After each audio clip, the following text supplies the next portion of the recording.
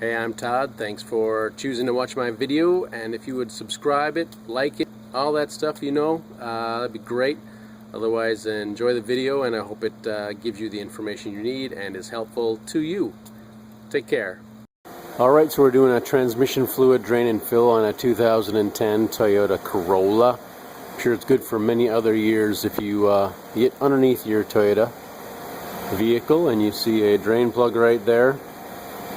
It's probably going to work for you, and if you see the dipstick, when we look at the dipstick and it's in the same spot, again it's probably going to work for you.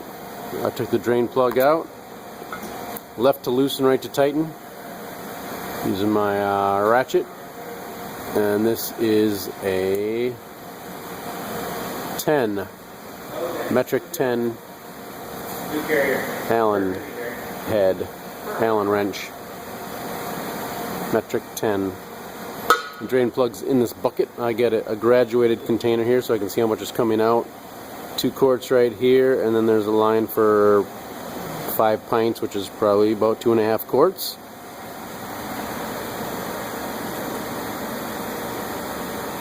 Pretty darn close, so when we know to put in about 2.5 quarts, just makes it to go a little quicker. We don't have to guess. So start with 2, 2.25, pretty close. Maybe just in case it was overfull before you started, perhaps. Never know. So we got that. I'm gonna pour this out into our bucket and get our drain plug.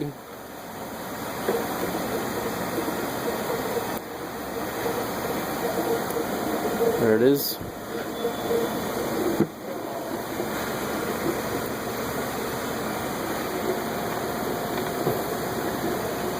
There's a aluminum washer on there. Make sure it's still on there.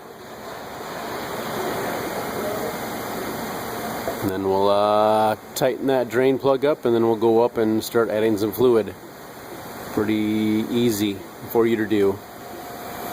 And this is dark enough. It depends on how often yours is changed. I might even do this probably twice. So that's my 2 cents on that. Alright, dipstick right here, tube.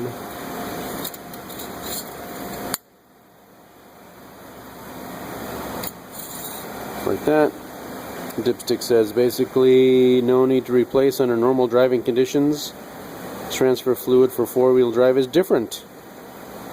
So, of course, most people don't drive underneath optimal, normal driving conditions, so just go ahead and change it. And at 2.5 quarts, I might almost do it every other oil change. If you're just doing 2.5 quarts, really not a lot. Something to consider. Keep it nice and clean and fresh. So, and that's where we're going to add our transmission fluid as well, right in that small hole. You get the transmission funnel, put it in there.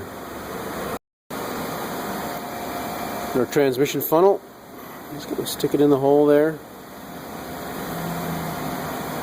Kind of balance there, so sometimes fluid may gurgle out of there. It might not be a complete seal, so we're going to pour it in kind of slowly. We got our fluid here, ATFWS.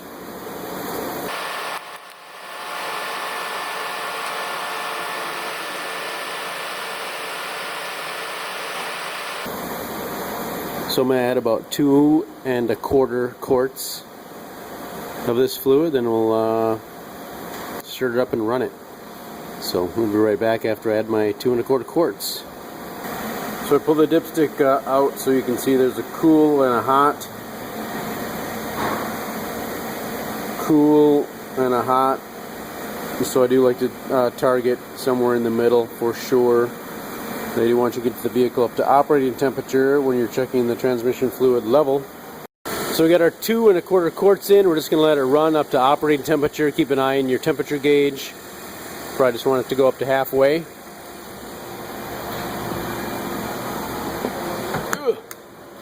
It's about 30 degrees outside, so it's going to take a little while, but there it is, the temperature gauge. So we're going to get it up to operating temperature. You can certainly drive yours and get it up there quicker. Totally up to you. But then after that, we will check our fluid at operating temperature and hopefully just add a little bit more, or it'll be right on. We'll see. Alright, so we've got the vehicle running. It's been running for maybe 20 minutes or so. Run it through all the gears, reverse, neutral, drive, and the manual gears. Maybe leave it in each gear for about 15 seconds or so. And once you get it through all the gears, you can put it in park and run it. Then we'll stick the dipstick into the tube and check our readings.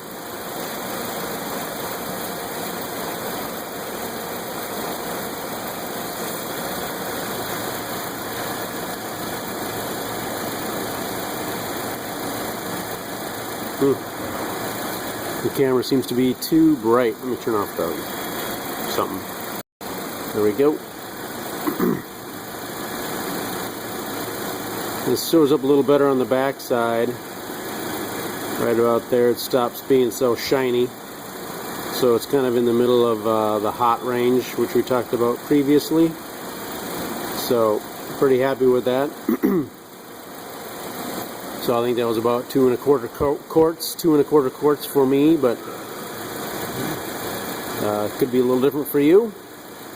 So that's about it. Put it back in the tube.